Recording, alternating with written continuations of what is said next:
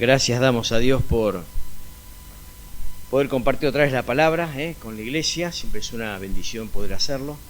Y como ya decíamos en el picnic, vamos a tener una pequeña continuidad de lo que hablamos ayer. ¿Quién fue ayer al picnic? Levante la mano. Agua. Muy bien. ¿De qué hablamos ayer en el picnic? Muy bien, hablamos de la bendición de la comunión, ¿no? ¿Está? Y ahí leímos un salmo. ¿Qué salmo leímos? ¿Qué salmo leímos? Muy bien, Martín. 133, ¿está? Que ahí dice: mirad cuán bueno es estar los hermanos juntos en armonía. Verso 3, porque allí envía Jehová bendición y vida eterna. Y en la gracia de Dios, ayer hablamos de que la comunión es necesaria, es buena y es delicioso o apacible o placentero. Ese es un poco el término. Hablamos de la bendición de la comunión. En ese ámbito, Dios envía bendición y vida eterna. Si queremos la bendición de Dios, por supuesto, tenemos que estar juntos y en armonía. De esto se trata un poco la idea del Salmo. Y después hablamos algo acerca de el origen de la comunión. ¿Por qué estamos en comunión? Porque tenemos una misma idea política, porque tenemos una misma filosofía en cuanto a las cosas que están acá en el mundo en el cual vivimos. No. Leímos 1 Corintios 1:9. Fiel es Dios, por el cual fuisteis llamados a la comunión con su Hijo Jesucristo, nuestro Señor. El origen de la comunión es Dios. Estamos unidos por Él. De lo contrario, no estaríamos unidos. Porque somos diferentes, porque pensamos distinto, porque tenemos un origen diferente que uno de nosotros. Sin embargo, el que nos une es el Señor. Y esto es una bendición, hermanos. Es una bendición. Así que hablamos ayer de la bendición de la comunión. Y vamos a hablar de la bendición del conocimiento de Dios. La bendición del conocimiento de Dios. Vamos a leer algunos pasajes en la Biblia para meditar brevemente sobre este tema en la gracia de Dios. San Mateo capítulo 22, versículo 29. Dice la Biblia: entonces respondiendo Jesús les dijo: erráis, ignorando las Escrituras y el poder de Dios. Verso 33. Oyendo esto la gente se admiraba de su doctrina. Vamos a Colosenses capítulo 3, hermanos, versículo 16. Dice allí: la palabra de Cristo mora en abundancia en vosotros, enseñándoos y exhortándoos unos a otros en toda sabiduría, cantando con gracia en vuestros corazones al Señor, con salmos e himnos y cánticos espirituales. Y finalmente, 2 Timoteo capítulo 3, versículo 14. También un pasaje muy conocido en la Biblia. Leemos así: pero persiste tú en lo que has aprendido y te persuadiste, sabiendo de quién has aprendido, y que desde la niñez has sabido las sagradas Escrituras, las cuales te pueden hacer sabio para la salvación por la fe que es en Cristo Jesús. Toda la Escritura es inspirada por Dios y útil para enseñar, para redarguir, para corregir, para instruir en justicia, a fin de que el hombre de Dios sea perfecto, completo, maduro, esta es la traducción, enteramente preparado para toda buena obra. Hermanos y amigos, Dios bendiga la palabra que en esta mañana compartimos para hablar de este tema, la bendición del conocimiento de Dios. Yo quiero basar el tema en 3 palabras. La primera es ignorancia. La segunda es observancia y la tercera es perseverancia. 3 palabras que vamos a acordarnos para nuestra meditación personal. ¿Cuál es la primera palabra? Ignorancia. ¿Cuál es la tercera palabra? Perseverancia. Perseverancia. Observancia es la segunda. Así que repasamos 3 palabras para acordarnos y basar nuestro comentario. La primera es ignorancia. La segunda es observancia, de observar. Y la tercera es, muy bien, perseverancia. Para hablar de lo primero, tenemos que hablar de este mal que tenemos que evitar. ¿Cuál es el mal a evitar? La ignorancia. Para eso leímos en Mateo capítulo 22, un pasaje que habría que leerlo completo en casa, por lo menos del versículo 15 hasta el 46, pero bueno, eso lo dejamos como tarea para el hogar, para que ustedes puedan leer.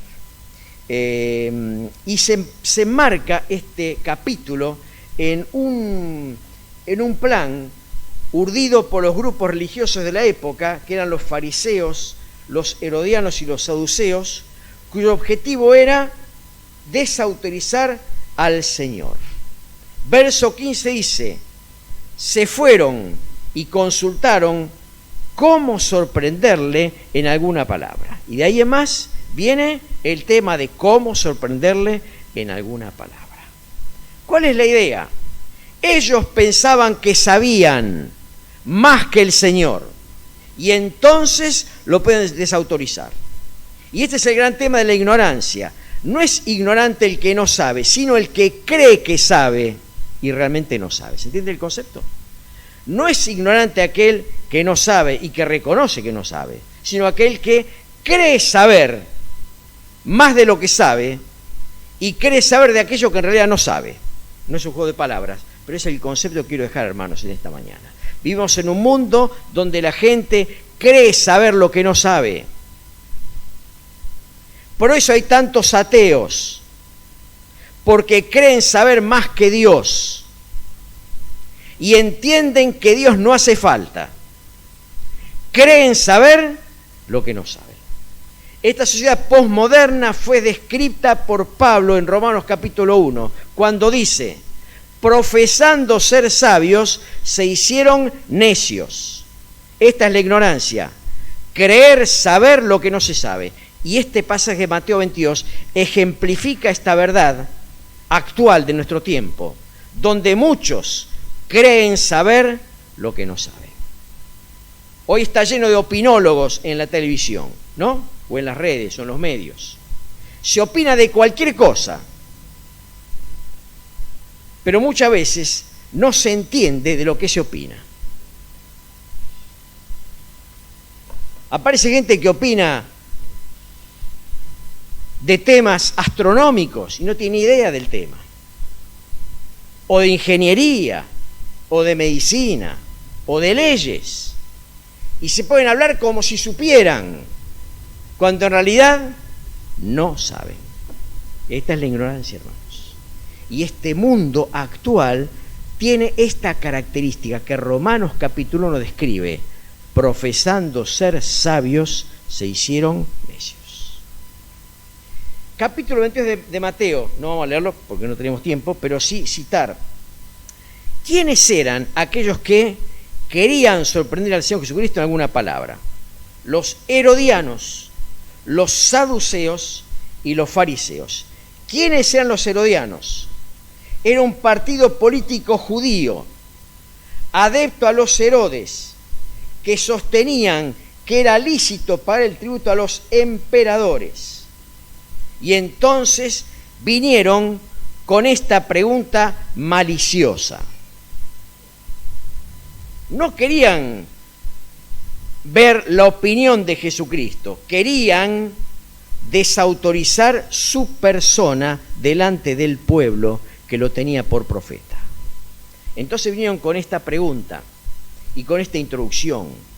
Fueron al Señor y le dijeron: Maestro, sabemos que eres amante de la verdad y que enseñas con verdad el camino de Dios y que no te cuidas de nadie, porque no miras la apariencia de los hombres. Introducción, para ponerlo ahí arriba, para adularlo, cuando en realidad, lejos estaba de ellos, enaltecer la figura de Cristo. Entonces va la pregunta que todos conocemos.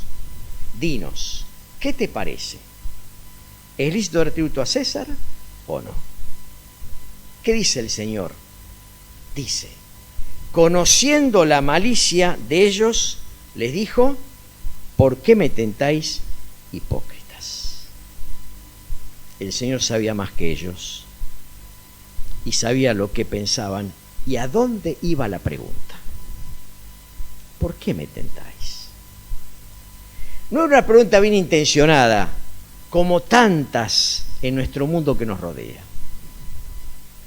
Preguntas capciosas, así se dice el término, buscando una respuesta para desacreditar al adversario. Dinos, ¿sí o no? Famosa expresión de las elecciones presidenciales, ¿no? Decime, ¿sí o no? Todos nos acordamos aquella escena antes de las elecciones, ¿sí o no? Bueno, acá venía esta pregunta, ¿sí o no? Si decía que sí, se ponía al pueblo en contra, porque el pueblo estaba oprimido por los altos tributos del Imperio Romano. Y entonces, quienes los tenían por profeta, se iban a distanciar de él. Si decía que no, lo iban a tratar de sedicioso, porque levantaría al pueblo en contra de la autoridad instituida. Entonces, ¿cuál fue la respuesta del Señor? Muéstrenme la moneda. Y ahí le mostraron el denario, que era la moneda con la cual se pagaban los tributos habitualmente. Billetes de 1000, no sé, qué sé yo, no sé. El denario. Y entonces le preguntó el Señor, ¿de quién es la cara y la inscripción? ¿Y qué le dijeron? De César. Entonces dijo el Señor, devolved al César lo que es del César y dad a Dios lo que es de Dios. La palabra original es devolver. La moneda la hizo el César. La moneda lo representaba a él. Y el tributo significaba devolverle a él lo que era de él. Y entonces respondió el Señor de esta manera: devolved al César lo que es del César. ¿Qué es del César? La moneda. Y dad a Dios lo que es de Dios. Dice la Biblia que, oyendo esto, se maravillaron y dejándoles, se fueron. Hay muchos que se maravillan de Cristo hoy en día. Se maravillan de su amor, se maravillan de su renunciamiento, pero no están dispuestos a creer en Él. Esto tiene que ver con esta palabra. Se maravillaron, pero se fueron. Ninguno se quedó para saber más de Él. Se fueron. No tuvieron que responder. Y se dieron cuenta que no sabían lo que pensaban que sabían. Y entonces, maravillados, se fueron. Seguramente avergonzados porque no tuvieron éxito en su gestión. Pero ninguno se quedó para oír más de aquel que sabía más que ellos. Después vinieron los saduceos. ¿Quiénes eran los saduceos? Un grupo religioso judío que sostenían que no hay otra vida que esta, y que una vez aniquilada, el alma es aniquilada cuando el cuerpo muere. Sostenían que no existe ningún espíritu excepto Dios. Y entonces fueron con otra pregunta maliciosa. Un ejemplo bastante tomado de los pelos, después léalo, yo solamente se lo cito. Dice, un hombre tenía una mujer, y se murió el esposo. Entonces, por la ley del levirato que está en el libro de Deuteronomio, el hermano debía tomar a la esposa del hombre que había muerto para dejar descendencia a su hermano. Esta es la ley del levirato en aquel tiempo. Entonces el hermano de él se casó con la viuda y se murió. Y pasaron 7. La viuda era Matusalén, no sé cuántos años tenía, pero se morían todos y ella siempre quedaba. Bueno, se murieron todos y después se murió la mujer. Entonces va la pregunta, ¿de quién en la resurrección va a ser esposa esta si la tuvieron los 7? ¿Cuál fue la respuesta del Señor? La que leímos. Son ignorantes. Erran ignorando las Escrituras y por de Dios. ¿Por qué? Porque en la resurrección no se casarán ni serán el casamiento, sino que serán como los ángeles del cielo. Erran. Y entonces, ¿qué pasó? Amplió la respuesta del Señor. Ustedes no oyeron, yo soy el Dios de Abraham, de Isaac y de Jacob. Dios no es Dios de muertos, sino de vivos, diciendo que Abraham, Jacob e Isaac estaban más allá de la muerte. No dijo el Señor, yo fui el Dios de Abraham, porque Abraham se murió. Yo fui el Dios de Jacob, porque se murió. O de Isaac, porque se murió. Yo soy el Dios de ellos. Enfatizando la realidad de la vida, aniquilado el cuerpo. El cuerpo queda, la vida sigue. Entonces, dice otra vez la Biblia, la gente se admiraba de su doctrina. Otra vez, tropezaron con la misma sensación. Creían que sabían más que el Señor y lo podían desacreditar. Sin embargo, ante la respuesta de Él, los desacreditados fueron ellos. ¿Por qué? Porque en realidad no sabían cómo pensaban saber. Y por último, y termino con esta primera parte, los fariseos. ¿Quiénes eran los fariseos? Otra secta religiosa y política muy influyente en el gobierno de la época, quienes centraban su religión en la observancia estricta de la ley a su letra, la cual era sobrecargada de contradicciones que tenían para ellos igual fuerza que la ley. ¿Se entiende el concepto? Eran legalistas, la letra es esta y todo es literal, pero además le agregamos nuestros propios condimentos, tradiciones. No tocar esto, no tocar lo otro, fíjate la luna cómo sale, en fin, tradiciones que para ellos tenían mayor valor que la ley y que Cristo de alguna forma criticó diciendo, ponen cargas durísimas sobre la gente que ni ellos mismos son capaces de llevar. Bueno, vinieron los fariseos y le dijo el Señor a ellos, resumo, ¿qué pensáis del Cristo?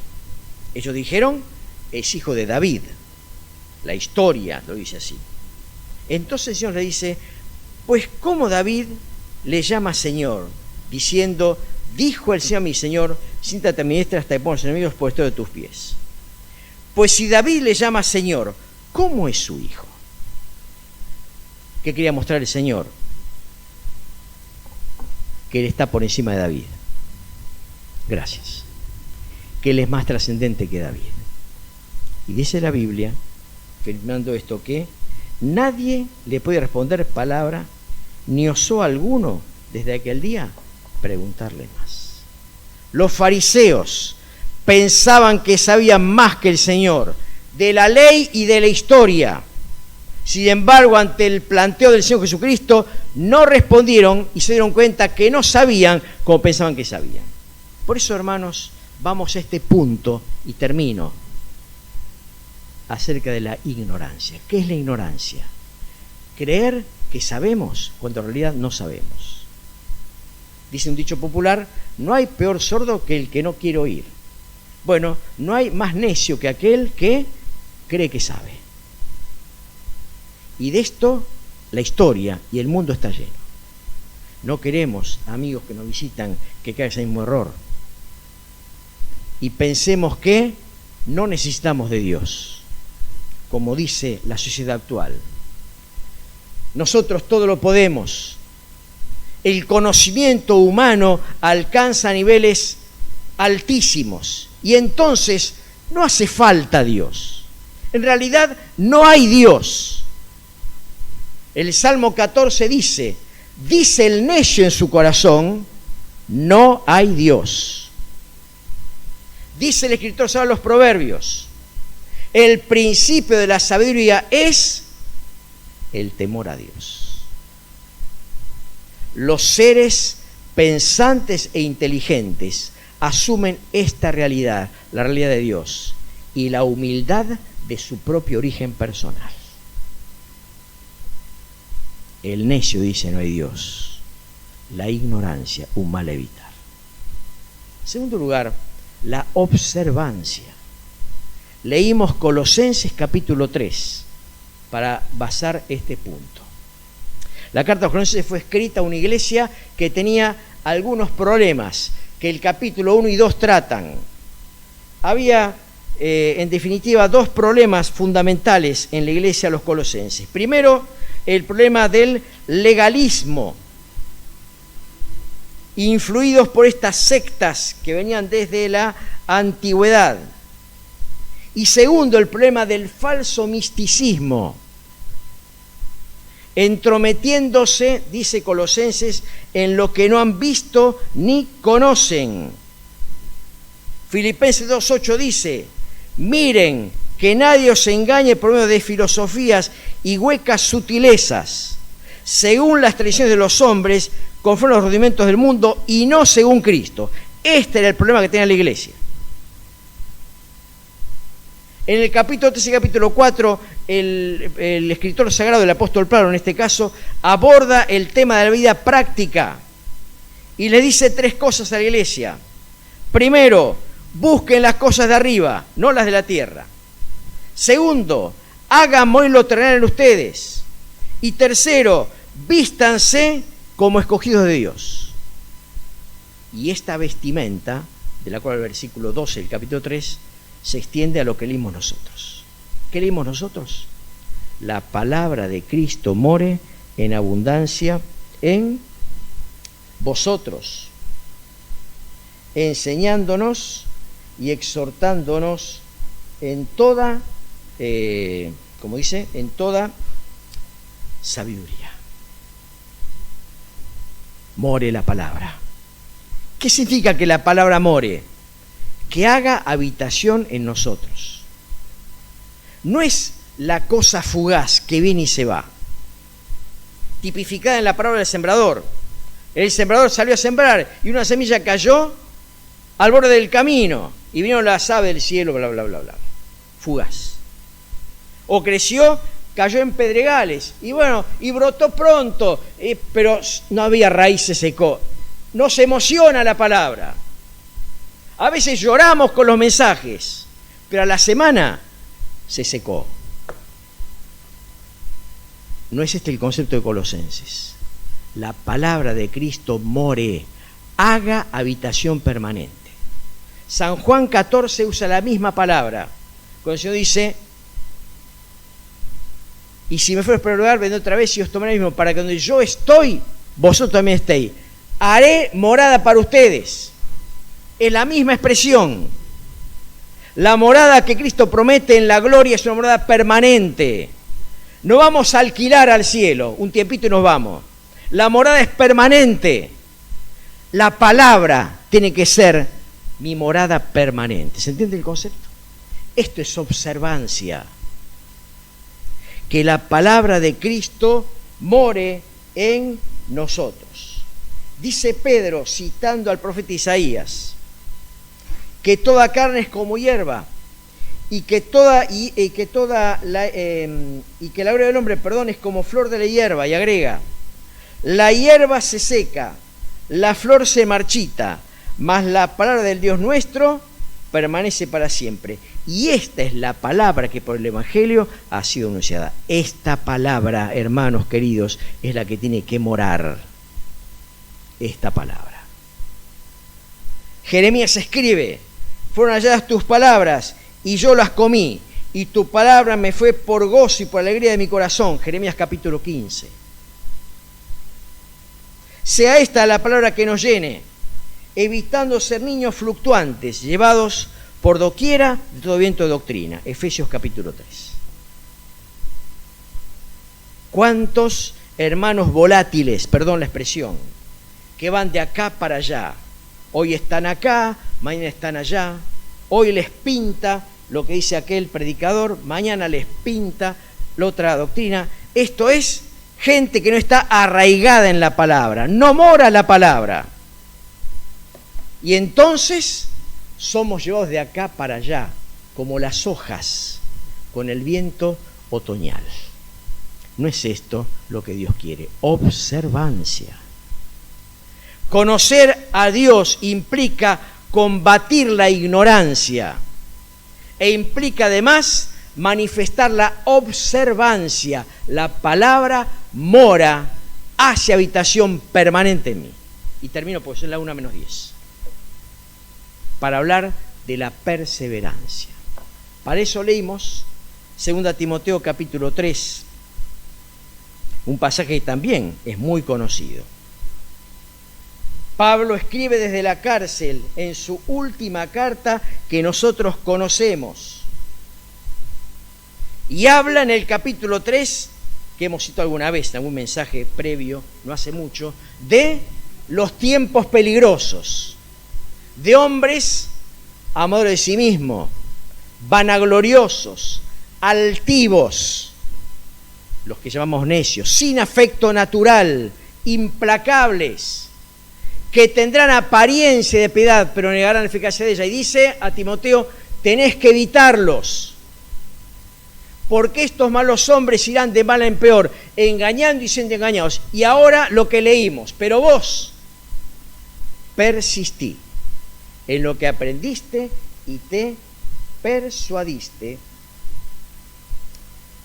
y que has sabido entonces, las sagradas escrituras. Hermanos queridos, la perseverancia. La perseverancia requiere actitud. Tú persiste. Personal. Son tiempos, hermanos, de actitud personales, de actitudes personales. Nosotros solos tenemos que perseverar, porque estamos convencidos. Aquel que no está convencido difícilmente pueda perseverar, pero Pablo habla a Timoteo de lo que recibió y se persuadió. Convicción.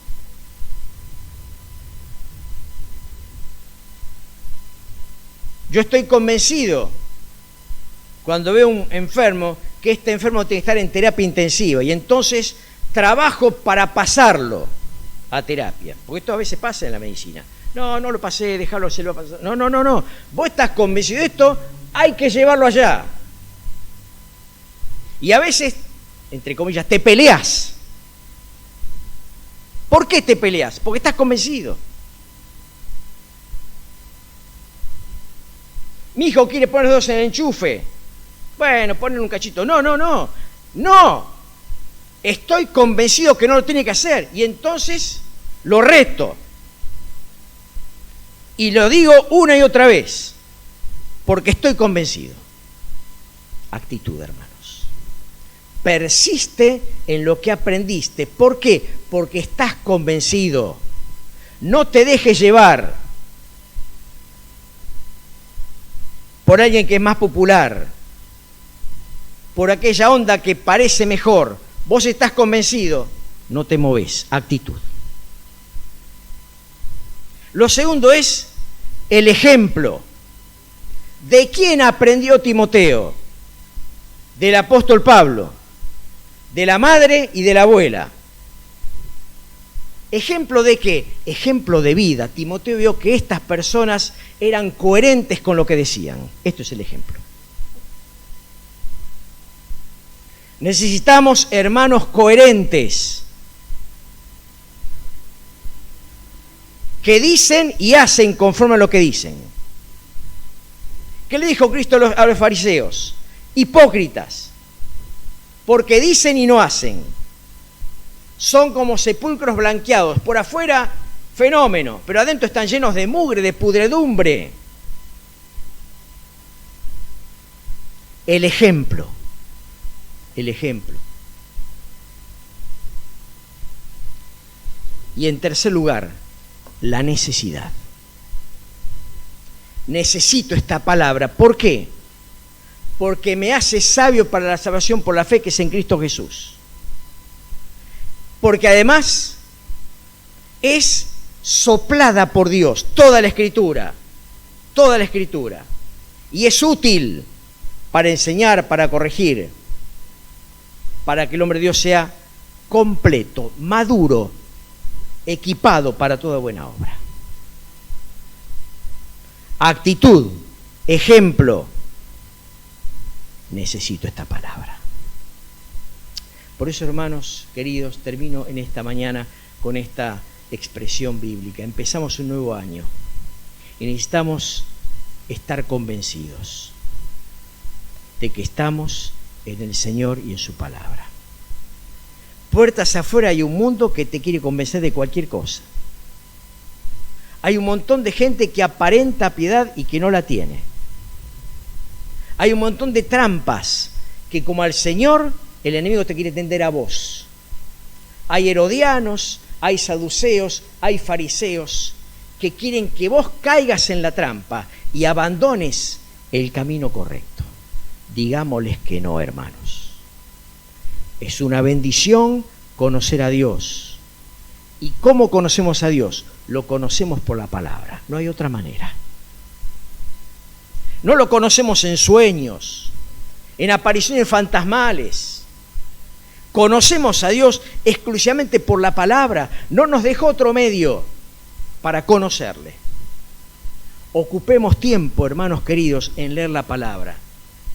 Ocupemos tiempo en buscar material que nos ayude a entender la palabra. Leamos libros. Ocupemos tiempo en ir a las reuniones donde se abre la Biblia. No dejemos que el shopping nos distraiga. No dejemos que otras cosas nos lleven cuando es la hora de la reunión. Porque ahí se abre la palabra. ¿Para qué? Para que conozcamos a Dios. Y no nos engañen las trampas de afuera, que las hay y muchas. Ocupemos tiempo, hermanos, para barrer la ignorancia, para manifestar la observancia y para tener persistencia en lo que hemos creído. Sí, hermanos, los tiempos son difíciles. Leamos Romanos capítulo 1 para poder entender cómo son estos tiempos. O 2 Timoteo capítulo 3, que nos va a ilustrar bastante en esto. Y no caer en el error de los que aparentan saber y que en realidad no saben nada. Nosotros conozcamos a Cristo.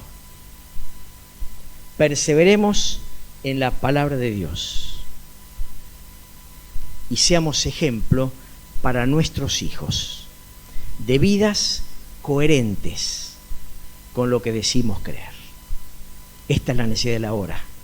Vidas coherentes. Dios bendiga la palabra, hermanos, y nos ayude en esta hora, ya termino, para que tengamos la bendición del conocimiento del Señor en nuestra vida particular. Conozcamos a Cristo primero, si no lo conocemos, como sacerdote personal. Vayamos a Él, quien murió por nosotros en la cruz. Y una vez hecho esto, conozcamos a Dios. Y creámosle a Dios, la palabra es verdad. Y no hay otra manera de estar bien equipados y ocupados en toda buena obra. Que Dios bendiga su palabra en esta mañana. Amén.